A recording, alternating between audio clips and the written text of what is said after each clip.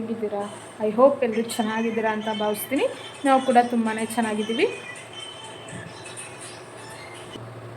ಇವತ್ತು ಸಂಡೇ, ನಮ್ಮ ಹಸ್ಬೆಂಡು ಮನೇಲಿದ್ದೀವಿ, ಹೊರಗಡೆ ಕರ್ಕೋಗ್ತಿದ್ದಾರೆ, ಎಲ್ಲೂ ಇಲ್ಲ. ಹಾಗಾಗಿ ರೆಡಿ ಆಗ್ತಾ ಇದ್ದೀನಿ. ನಾವೆಲ್ಲಿ ಹೋಗ್ತೀವಿ ಏನು ಅಂತ ಹೇಳ್ತೀನಿ. ವಿಡಿಯೋನ ಸ್ಕಿಪ್ ಮಾಡಿದೆ ಕೊನೆವರೆಗೂ ನೋಡಿ. ರೆಡಿಯೆಲ್ಲ ಆಗಿ ಹೊರಟಿದ್ದೀವಿ. ಆಲ್ರೆಡಿ ನಾವು ಎಲ್ಲೋ ಹೋಗ್ತಾ ಇದ್ದೀವಿ ಅಂತ ನಿಮಗೆ ಗೊತ್ತಾಗಿದೆ ಅಂತ ಅನ್ಕೋತೀನಿ. ನಾವು ಹೊರಟಾಗ 4:30 ಆಗಿತ್ತು. ಯಾಕೆ ಅಂದರೆ ಸ್ವಲ್ಪ ಮಳೆ ಬರ್ತಾಯಿತ್ತು, ಹಾಗಾಗಿ ಲೇಟ್ ಆಗೋಯಿತು. ಮಳೆ ಎಲ್ಲ ನಿಂತು ನಾವು ಹೊರಡೋಷ್ಟರಲ್ಲಿ 4:30 ಆಗೋಯಿತು. ಇವತ್ತು ಸಂಡೇ ಆಗಿರೋದ್ರಿಂದ ತುಂಬ ಕ್ರೌಡ್ ಇರ್ತಾರೆ. ಬೇಡ ಇನ್ನೊಂದಿನ ಹೋಗೋಣ ಅಂತ ಅಂದರು ಮನೋರು. ಬಟ್ ಆದ್ರೂ ಪರವಾಗಿಲ್ಲ ಹೋಗಿ ಬರೋಣ ಅಂತ ಹೇಳಿ ಹೋಗ್ತಾ ಇದ್ದೀವಿ. ಮಳೆ ಬಂದು ನಿಂತೋಗಿತ್ತು, ಬಟ್ ಇನ್ನೂ ಮೋಡ ಇತ್ತು. ಮುಂದೆ ಹೋಗ್ತಾ ಹೋಗ್ತಾ ಮಳೆ ಬರುತ್ತೋ ಏನೋ ಅಂತ ಅಂದ್ಕೊಂಡ್ವಿ, ಬಟ್ ಎಲ್ಲೂ ಮಳೆ ಬರಲಿಲ್ಲ ಸದ್ಯ.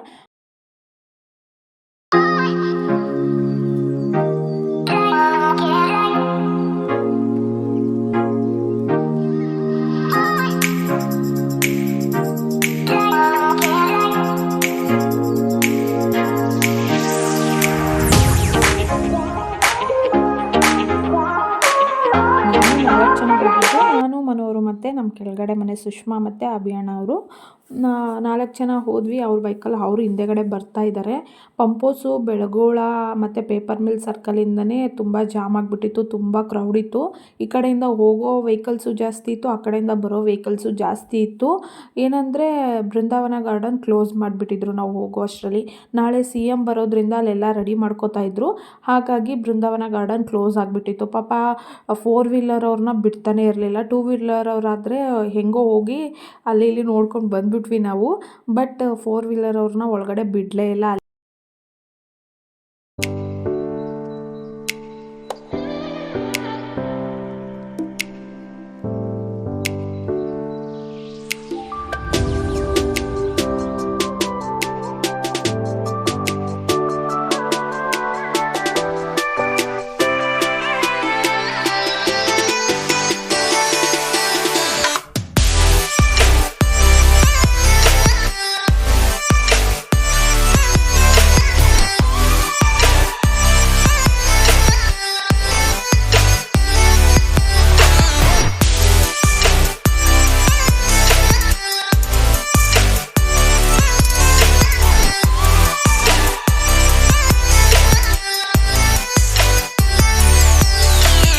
ಇನ್ನೊಂದು ವಿಷಯ ಏನಂದರೆ ನನಗೆ ಈ ಊರು ತುಂಬಾ ಸ್ಪೆಷಲ್ಲು. ಯಾಕೆ ಅಂದರೆ ಇದು ನಮ್ಮ ಅಜ್ಜಿ ತಾತ ಊರು.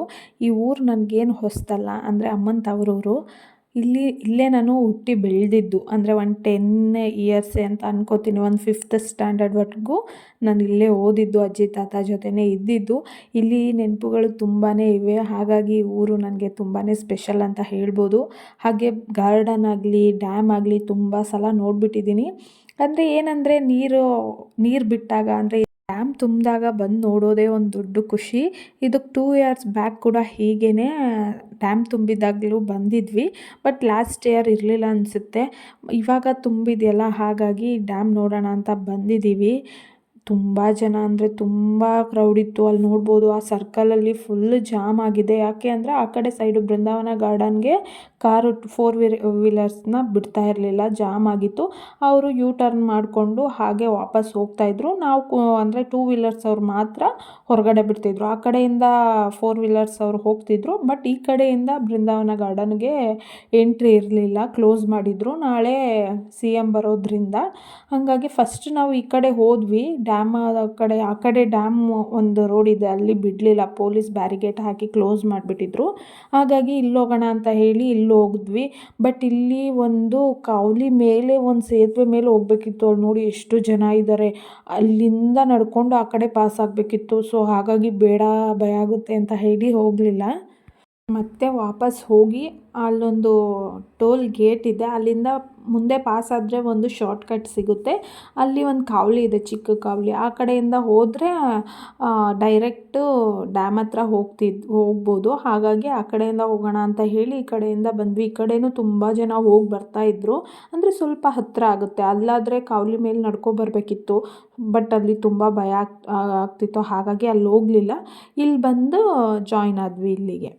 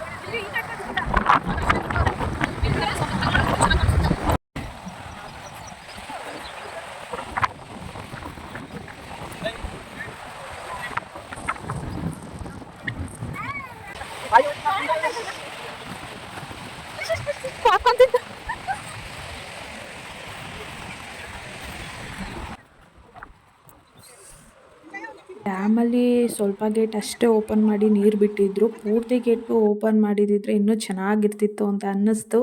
ಬಟ್ ನಾಳೆ CM ಬರೋದ್ರಿಂದ ನಾಳೆ ಓಪನ್ ಮಾಡ್ತಾರೆ ಅಂತ ಅನಿಸುತ್ತೆ. ಹಾಗಾಗಿ ಇವತ್ತು ಸ್ವಲ್ಪ ಬಿಟ್ಟಿದ್ರು. ಬಟ್ ಪರವಾಗಿರಲಿಲ್ಲ. ನಾಳೆ ಬಂದಿದ್ದರೆ ಇನ್ನೂ ಚೆನ್ನಾಗಿ ನೋಡ್ಬೋದಿತ್ತು ಅಂತ ಅಂದ್ಕೊಂಡ್ವಿ. ಆದ್ರೂ ಅಷ್ಟೇ ನೀರನ್ನ ನೋಡಿಕೊಂಡು ದೂರದಿಂದ ಅಲ್ಲಿ ಸ್ವಲ್ಪ ಜನ ಒಳಗಡೆನೇ ಹೋಗ್ಬಿಟ್ಟಿದ್ರು. ಅಲ್ಲಿ ಪೊಲೀಸ್ ಕೂಡ ಇದ್ದರು. ಬಟ್ ಪೊಲೀಸ್ ಕಣ್ಣು ತಪ್ಪಿಸಿನೂ ಕೂಡ ಒಳಗಡೆ ಹೋಗಿ ಫೋಟೋಸ್ ವೀಡಿಯೋಸ್ ಎಲ್ಲ ತೊಗೋತಾ ಇದ್ದರು. ಆದ್ರೂ ತುಂಬ ಡೇಂಜರ್ ಅನಿಸುತ್ತೆ ಅವ್ರು ಹಾಗೆ ಹೋಗಿ ನಿಂತು ತೊಗೊಳ್ಳೋದು. ಆಮೇಲೆ ನಾವು ಅಲ್ಲಿಂದ ದೂರದಲ್ಲೇ ನಿಂತ್ಕೊಂಡು ಫೋಟೋಸ್ ವೀಡಿಯೋಸ್ ತೊಗೊಂಡು ಹೊರಟು ಬಂದುಬಿಟ್ವಿ. ಯಾಕೆಂದರೆ ಮಳೆ ಟೈಮ್ ಆಗಿರೋದ್ರಿಂದ ಯಾವ ಟೈಮಲ್ಲಿ ಮಳೆ ಬರುತ್ತೋ ಏನೋ ಅಂತ ಹೇಳಿ ಸ್ವಲ್ಪ ಒಂದು ಹಾಫ್ ಆನ್ ಅವರ್ ಇದ್ವಿ. ಫೋಟೋಸ್ ಎಲ್ಲ ತೊಗೊಂಡ್ವಿ, ನಿಧಾನಕ್ಕೆ ನೋಡ್ಕೊಂಡ್ವಿ. ಅಂದರೆ ತುಂಬ ಜನ ಇದ್ದರು. ಅಲ್ಲಿನೇ ಇಷ್ಟೊಂದು ಜನ, ಇನ್ನು ಗಾರ್ಡನ್ ಓಪನ್ ಮಾಡಿದರೆ ಅಲ್ಲಿ ಇನ್ನೆಷ್ಟು ಜನ ಬರ್ತಿದ್ರು ಏನೋ ಗೊತ್ತಿಲ್ಲ. ಅಲ್ಲೊಂದು ಸೇತುವೆ ಇದೆಯಲ್ಲ, ಅಲ್ಲೂ ಕೂಡ ತುಂಬ ಜನ ನಿಂತು ನೋಡ್ತಾಯಿದ್ರು. ಟೈಮ್ ಇದ್ದಿದ್ದರೆ ಅಲ್ಲೂ ಹೋಗೋಣ ಅಂತ ಅಂದ್ಕೊಂಡಿದ್ವಿ. ಬಟ್ ಟೈಮ್ ಆಗಲಿಲ್ಲ. ಹಾಗಾಗಿ ಮತ್ತೆ ಇನ್ಯಾವಾಗಲಾದ್ರೂ ಹೋಗೋಣ ಅಂತ ಹೇಳಿ ಬೇಗನೆ ಬಂದುಬಿಟ್ವಿ. ಆದರೂ ಚೆನ್ನಾಗಿತ್ತು. ಏನೋ ಒಂಥರ ಆ ವೆದರಲ್ಲಿ ಆ ಟೈಮಲ್ಲಿ ಹೋಗಿದ್ದು ತುಂಬ ಚೆನ್ನಾಗಿತ್ತು ಅಂತ ಅನ್ನಿಸ್ತು. ಆದರೆ ತುಂಬಾ ಗಾಳಿ ಇತ್ತು. ಓಪನ್ ಪ್ಲೇಸ್ ಆಗಿರೋದ್ರಿಂದ ತುಂಬ ಅಂದರೆ ತುಂಬಾ ಗಾಳಿ ಇತ್ತು.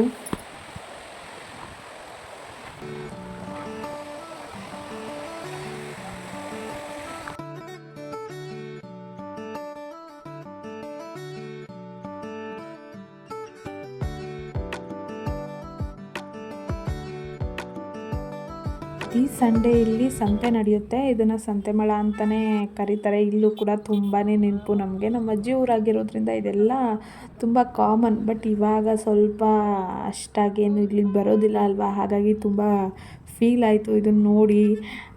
ಇಲ್ಲೆಲ್ಲ ಓಡಾಡಿರೋದು, ಆಟ ಆಡಿರೋದೆಲ್ಲ ನೋಡಿ. ಅಂದರೆ ನಮ್ಮ ಸ್ಕೂಲು ಇಲ್ಲಿಗೆ ಹತ್ತಿರ ಇತ್ತು. ಹಾಗಾಗಿ ನಾವು ಪ್ರತಿ ಸಂಡೇ ನಾವು ಇಲ್ಲಿಗೆ ಬರ್ತಾಯಿದ್ವಿ. ಅಜ್ಜಿ ತಾತ ಜೊತೆ ಸಂತೆಗಾಗಲಿ ಏನೇ ಒಂದಕ್ಕಾಗಲಿ ಬರ್ತಾಯಿದ್ವಲ್ಲ. ಹಾಗಾಗಿ ಅದೆಲ್ಲ ತುಂಬ ನೆನಪಾಯಿತು. ಅಂದರೆ ಇವತ್ತು ತುಂಬಾ ಖುಷಿ ಕೂಡ ಆಯಿತು ಹೋಗಿದ್ದು. ಅದು ಬರಬೇಕಾದ್ರೆ ಪೇಪರ್ ಮಿಲ್ ಸರ್ಕಲಲ್ಲಿ ಸಿಗಾಕೊಂಡ್ವಿ. ಅಂದರೆ ವೆಹಿಕಲ್ಸ್ ಜಾಸ್ತಿ ಆಗಿದ್ದರಿಂದ ಸ್ವಲ್ಪ ಮೂವ್ ಆಗೋದು ಕಷ್ಟ ಆಗಿತ್ತು. 2 ವೀಲರ್ ಆಗಿರೋದ್ರಿಂದ ನುಕ್ಕೊಂಡು ಹೆಂಗೋ ಬಂದುಬಿಟ್ವಿ.